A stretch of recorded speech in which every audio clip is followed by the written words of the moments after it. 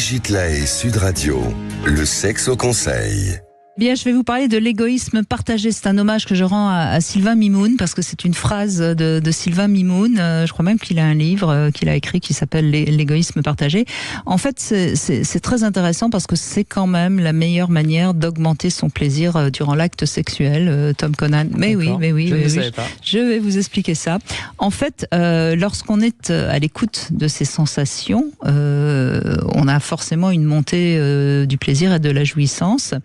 Et quand on voit l'autre avoir du plaisir, ça augmente également notre plaisir. Donc l'égoïsme partagé, ça veut dire qu'il faut pas être uniquement dans son égoïsme à soi et traiter l'autre comme un objet sexuel, hein, bien sûr, mais il faut pas non plus être totalement dévoué à l'autre et oublier ses propres sensations.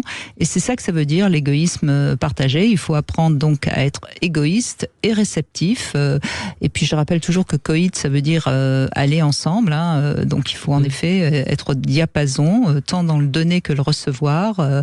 Et c'est vraiment important parce que si on est plus dans le donner ou plus dans le recevoir, on perd justement cet avantage d'augmenter son plaisir et le plaisir de l'autre. Et je pense que quelque chose de général, d'ailleurs, ça me fait penser à une expression, paraît un peu étrange, mais de Jacques Attali, qui est un peu dans cette idée, il parle de l'altruisme rationnel, c'est-à-dire effectivement un altruisme mais qui ne fait qu'on ne s'oublie jamais, qui effectivement n'est pas dans dans l'offrande à l'autre de manière absolument totale. Oui, je pense que c'est tout à fait central, ouais. Et il y a un autre point important, c'est la synchronicité, parce que c'est très compliqué finalement dans le coït justement d'avoir le bon rythme qui convient à soi et à l'autre. Donc ça c'est aussi quelque chose qu'il faut essayer de comprendre, si il faut aller un peu plus vite, un peu moins vite, un peu plus profondément, un peu moins. Donc éviter de faire l'amour toujours de la même manière, parce que qui a envie de voir toujours le même film, hein. Et puis soyez inventifs ensemble pour faire bouger votre rythme, vos pratiques, vos positions, mais ensemble.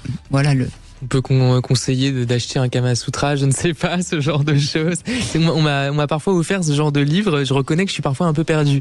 Mais il y a toujours plein de bons conseils, absolument. Ça me semble toujours un peu vertigineux et acrobatique. On n'est pas obligé de faire toutes les positions qu'il y a dans le livre, il y en a 64 je crois dans le Kama Sutra.